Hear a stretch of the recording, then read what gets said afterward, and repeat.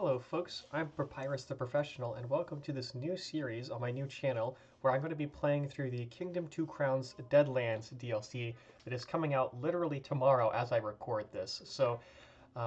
Just a little bit of context for you. I'm a big Kingdom 2 Crowns fan. I started out with Kingdom New Lands and then I bought Kingdom 2 Crowns and I've had a really fun time playing that just by myself. I haven't recorded any episodes on this channel or anything. I've got about 60 hours in it, and now that a new update, like I said, the Deadlands update is coming out, or rather it's a DLC, but kind of same thing. I wanted to play through that and kind of share my experience with anyone who might end up watching this for whatever reason, because I think this is a really cool update. Yeah, before I begin, let me say I'm sorry that this is a completely unedited video. I'm obviously new to YouTube since this is a new channel, and I wanted to do at least a little bit of editing, but I was so excited for this trailer and kind of like spoilers that we got that I wanted to just record this real quick and put it out there. So yeah, let me quickly say one thing about Two Crowns. If you don't know about this game, kind of like how it works and stuff like that, I'll leave a couple of resources in the description so you can kind of follow along with what I say.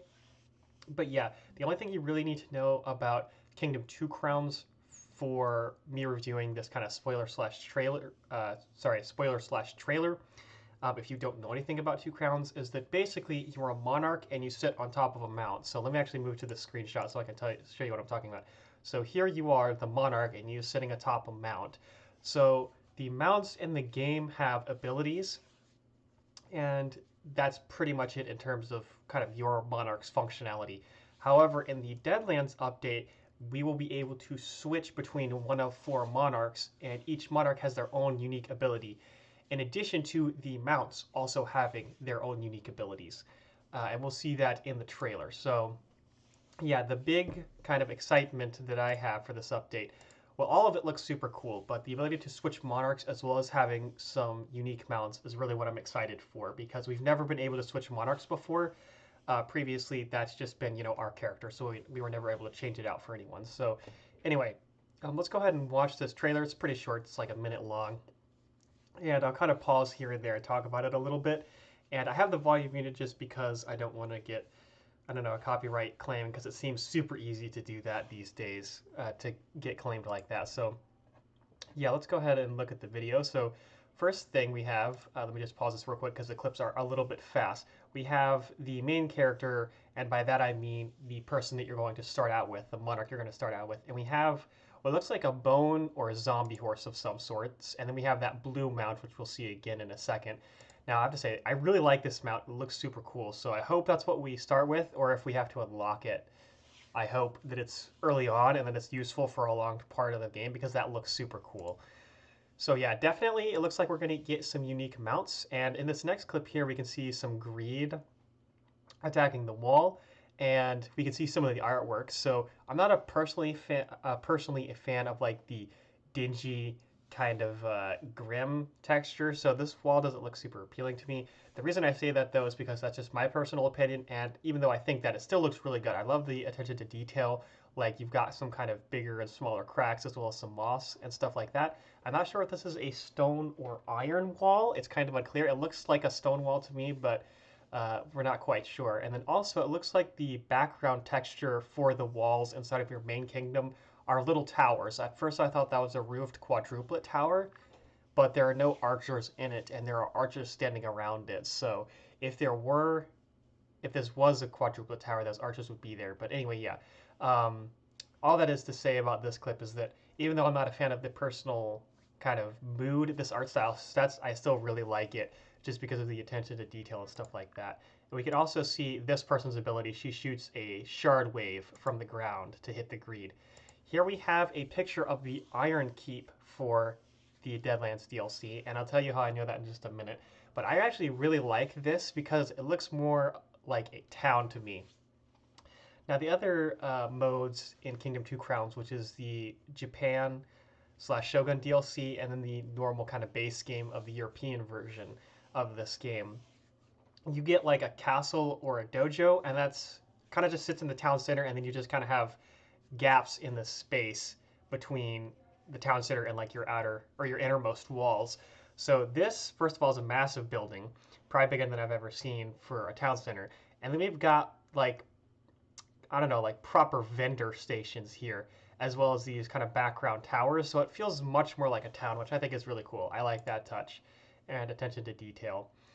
And then here we have the guy who can turn into a vampire riding on a stag beetle. So once again, further confirmation in my mind that we're going to have exclusive mounts to this version of the game. And right here, he's paying for another guy in a cage. And this guy looks like one of the 4 monarchs that was spoiled for us, which I'll briefly touch at the end of this video. So it looks like you'll have to pay coins to unlock them from their cage in order to be able to play them. And then one thing I'll say about that real quick is that I'm not sure if like you'll have to switch where they are, right? So if you unlock him from the cage, is he just going to stand right there, or will he like go towards the center of your kingdom so that you can switch freely? It's kind of unclear. We'll have to see. You got some pictures of a background. We've got pictures of Alfred, not pictures, a GIF, a video, whatever I'm saying. We've got a clip. That's what I was trying to say. I'm smart, I swear. We got a clip of Alfred using his ability to duplicate himself and his mount. So it's unclear what the stag beetle does, but if the... So like, let's say the stag beetle, I don't know, let's say the stag beetle can fly for a short duration. Then I think that means that this duplicate could also fly. And then over here, we've got the vampire guy on a zombie horse. Another shot of the background. Now here we have the guy flying, or the guy who can turn into a bat. And if you look closely, he's on some sort of like earth root creature right here, which is pretty cool. So more confirmation for exclusive mounts. Another scenery shot. Now right there, that's quite interesting. That ram, that's not the right clip. That ram of the blue mount. This looks pretty interesting because that, I'm assuming, is a mount ability. Well, no, I know it's a mount ability because the ability of the monarch here is to shoot shard waves.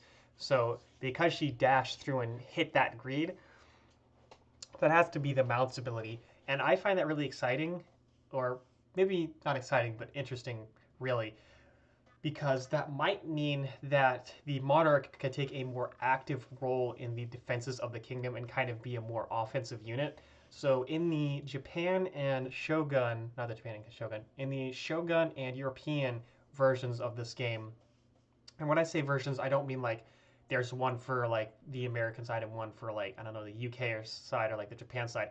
I mean that there is a European version where you play in like a European setting and a Shogun slash Japan style version where you play in a Japan setting, or a Japanese setting, excuse me. So in this case, this is like the Deadlands version.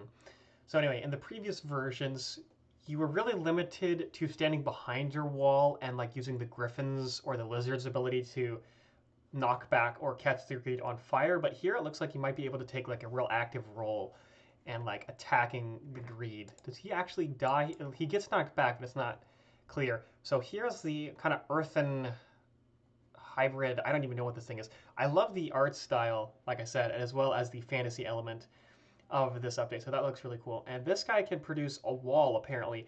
That's actually really useful. I could see a lot of applications from that.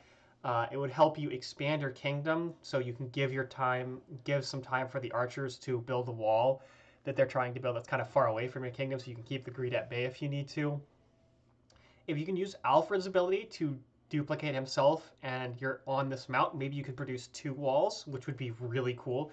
This would also be incredibly helpful during a portal raid where you could just straight up block the greed that spawned from the portal you're attacking from getting to your knights, and then you could just kill that portal. So very cool. Right there is just a bomb going off. There's not too much going there. And then we have a couple shots of the greed, and that's the trailer. So yeah, I'm super excited for this update. I'm definitely going to be recording as soon as it comes out, assuming I don't have any schoolwork to do. And oh yeah, we have the last clip of the dog, apparently. Or that's what I presume it to be.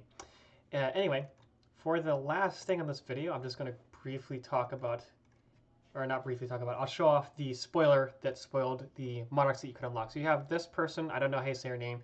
She's the person you start out with and is the protagonist of Bloodstained Ritual of the Night, excuse me. And this is a crossover between Two Crowns, this game obviously, and then Bloodstained Ritual of the Night, which is another game. So yeah, she shoots out a shard wave, and then that shard wave will freeze any greed that hit it. So it kind of like pokes them out of the ground and like stabs them and freezes them for a second, presumably. we've got this guy who can draw his katana, and that will rally archers, pikemen, and knights to increase their attack speed for a short while. So these two are maybe the more mundane of the two because they're a little bit. They already kind of have similar counterparts in terms of unlockables. So like you can get the griffin to freeze greed and push back greed, and you can get the archer statue to increase your archer's accuracy. So they're more mundane, but I don't say that in a negative way. Just of the four, they have the most, I guess, familiar abilities, but they're still super cool. Don't get me wrong. We have Alfred who can duplicate his mount, which is super great. I've never seen anything like that before. Really interested to see exactly what that ability can do if combined with the right mount. And then we have Gable, I think is how you say his name, who can turn into a bat and fly overhead for a couple of seconds. It looks like he'll be able to fly over the greed, which will be super interesting because you may be able to just like fly over a greed wave and escape for the night. I don't know. Pretty interesting.